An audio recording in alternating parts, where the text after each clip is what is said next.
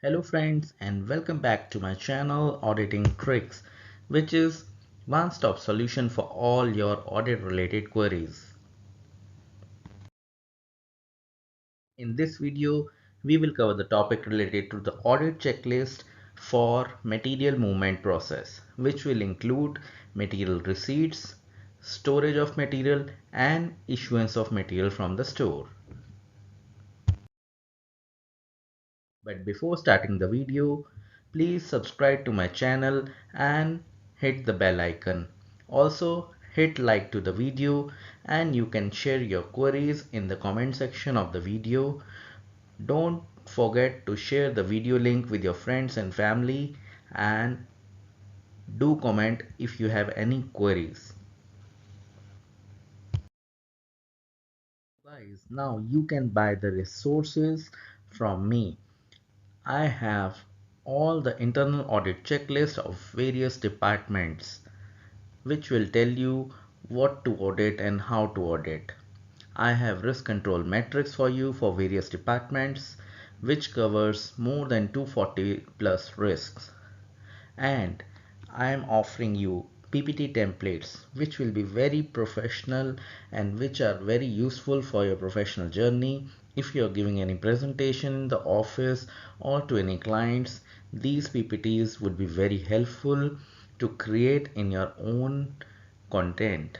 It has 800 plus slides which is very useful, and I have 336 type of templates which include 800 slides, so you can utilize it in your presentations and make them very beautiful, attractive, and I'm sure you will crack the deal if you'll use these kind of templates and show to your stakeholders. So do email me on the auditingtricks@gmail.com and I'll share the details, what all resources I have and what are the prices for that.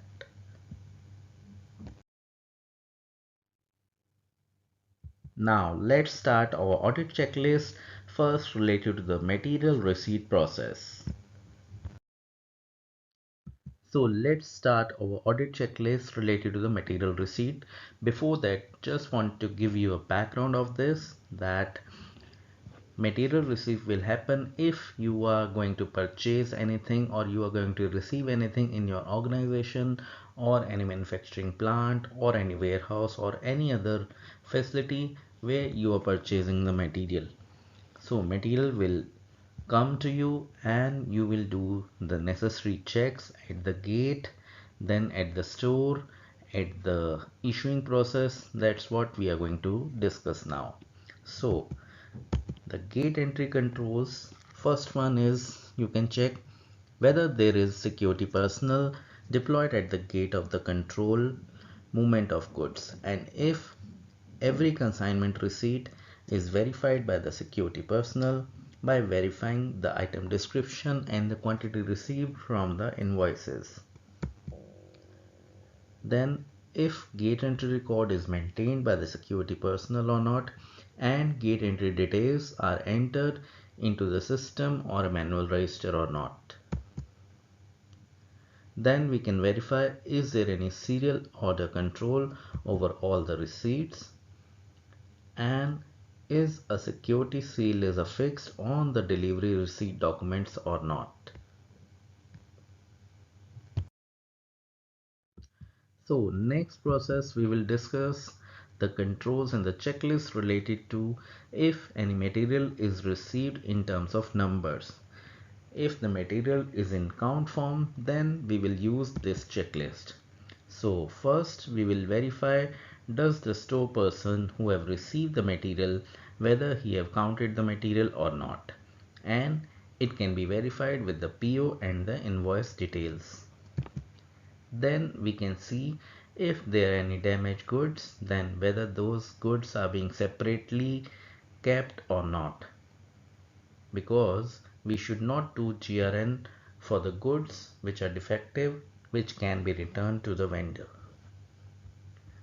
In that case, we need to verify that the GRN is prepared only for the goods which are in good form and can be accepted. Third, is the material shortage was mentioned on the invoice copies which were shared with the finance and the transporter.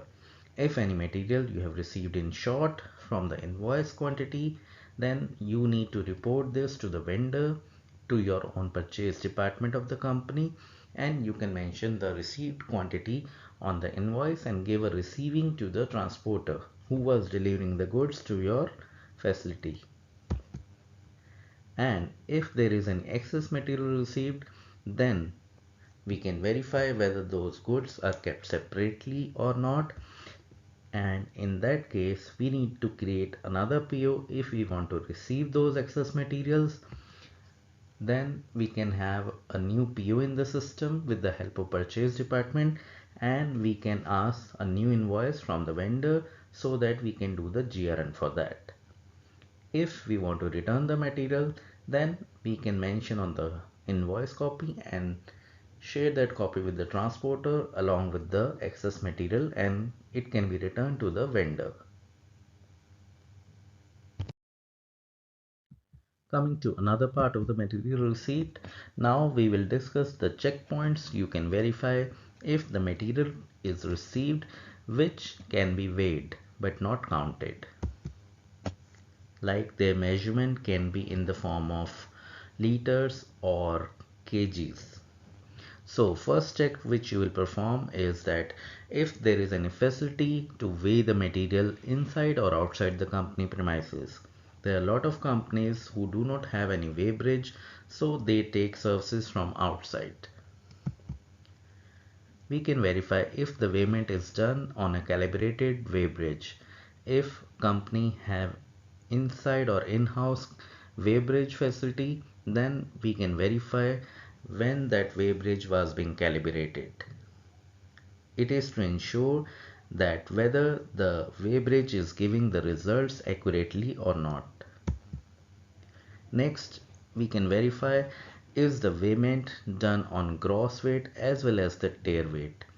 This is very important to have both the weights so that we can conclude the net weight of the products or the material which we have received.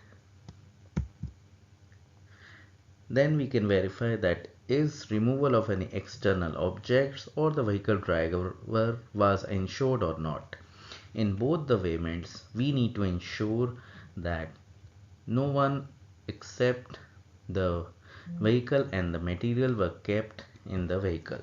There should not be any other object on the weigh bridge. The vehicle driver or any other staff or security should be keep away from the weigh bridge so that there should not be any gaps or differences in the weighment and we get the correct weighment. We can also verify that are there any details of the weight were mentioned on the weigh slips or not. In most of the cases, the weigh bridge provides an automated and printed results, but there are cases in companies which only display the weight of the weigh bridge. In that case, security personnel or any other staff who is designated for that activity mentions the weight manually. So you need to be very cautious. Next, we can verify is the weighment done in the presence of any security guard or the store personnel, and the weighment slip should be signed off by that person as well. So coming to the next part of the material receipt process checklist, that we can do some of the testings related to the GRN data and the PO data. So first one is that we can identify the cases where GRN was made without any PO. If your system allows GRN creation without any PO, then you should ask the reasons and the approvals for the same, and you can show it as a process gap. You can compare the material expected delivery date with the actual GRN date to identify the delays in the delivery. Every PO contains the expected delivery date which is committed tentatively by the supplier. So you can verify whether we have received material within those timelines or is there any kind of delay. because it can hamper the production activities as well as your trading activities. Third one is that we can compare the material wise quantity which was required as per PO and which is received as a GRN. We can also compare the gate entry date with the GRN posting date, because there are a lot of cases which we have noted that there are gaps in days when the gate entry was posted by the gate staff and the GRN was posted with a delay by the store staff. This is to identify if there are any delays in posting by the store staff, and we might be paying excess demurrage to the transporters who was delivering the goods, because in that case the store person might have not unloaded the material from the truck, and which was causing excess costs to the company. I hope these checks are very useful for you and you can apply this in your auditing career. Hope you liked the video. Do subscribe to my channel and hit like to the video if you're liking the content. Before proceeding further, let me also share with you that you can buy some of the resources, the ready-made checklist which you can refer for all the processes which a company have. You can just email me in the auditingtricks@gmail.com and ask for your queries or the resources and their prices. Now coming to the second part of the material management, which is material storage. Let's see what all checks we can perform during the material storage process. So we can check if the inventory storage and the stacking norms have been defined and if the same are being adhered by the company personals or not. We can perform inspection of the inventory storage area and check if the following have been ensured. There could be segregation of various type of inventories which should be segregated, like if it is a good product or damaged product or a scrap product. There should be demarcated area for the inventory pending for the quality inspection. For the rejected inventory, there should be a separate area. For expired inventory as well, if we have any expired dates on the products. If there is a good stock, it should be kept separately, and if there is any hazardous items, those should also be kept separately and have a defined area. Tagging of each category of items to facilitate the easy identification is also very important. Lot of companies use different kind of taggings so that they can verify the aging of the materials, so that expiry dates could be tracked and they can follow the FIFO method. We can also verify that the proper stacking of the inventory is followed at the facility so that FIFO can be followed and we can avoid the damage to the inventory. We can also verify the storage conditions, physical appearance of the warehouse and the space utilization done by the store staff. We can verify if the firefighting equipments exist in the working condition and are sufficient to cover. So these all checks you can verify while material storage. Now let's see the third part of the material management, which is material issuing. So in this material issuing process, we will verify the process related to the access to the inventory, whether it is being restricted to the store's personnel or not. There should not be any other staff who should enter the stores because there might be a risk of theft. We can ensure that do we have any control for issuance of inventory only post quality check and the approvals. If the material is not quality check, it should not be available for the issuing to the production or to any other purpose. We can check the control for issuance of inventory, whether it is being authorized and acknowledged by the receiver. They should be issuing material after office hours. In that case, we need to verify if the company policy allow that and how the records are being maintained for the material which are issued after the office hours when the store staff is not available. If any manual records are being kept after the office hours, those should be updated and regularized in the system. There are material reconciliations which should be prepared between the physical inventory and the system inventory. We can check if there is any control in place to ensure that the issuance is done only against the approved requisition. If there is no requisition, then material should not be issued.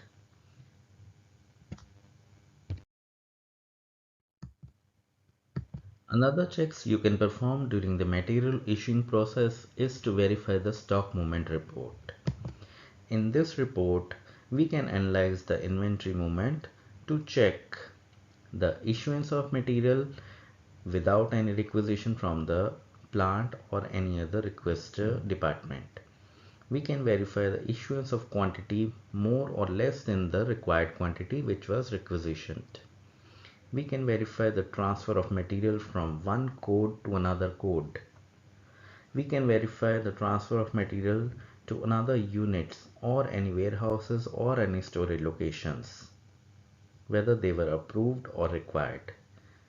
We can verify the transfer or the issue of material under any restricted area, rejected area or a blocked location. We can also verify the materials which are in transit as of now, and we can see the aging of those materials since when they are kept in transit.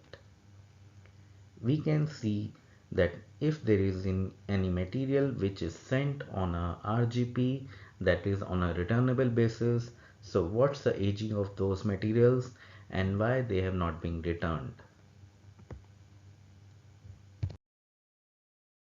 So guys, congratulations. With this, we have completed this module of material management where we have seen the material receipt, storage and the issue process and its checklist as an auditor, what all controls we can verify. So now you can do the audit and refer these notes if you want to, and if you want more details about the checklist, so you can mail me on the auditingtricks@gmail.com and you can buy the resources and the full checklist related to the material management and the warehouse management. I hope you guys like the video, so do subscribe to my channel if you are new and hit the bell icon and look forward for more videos.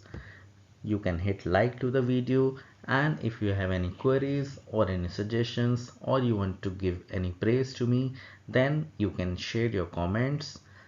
I will go through them and make more videos on the topics which you will suggest. I would also like to clarify all the queries which you have. In case of more support, you can write me to auditingtricks@gmail.com and you can buy the resources which are available, which will be helpful in your office, in your career, in your job or your profession related to the internal auditing. I will see you in the next video. Till then, take care. Bye bye.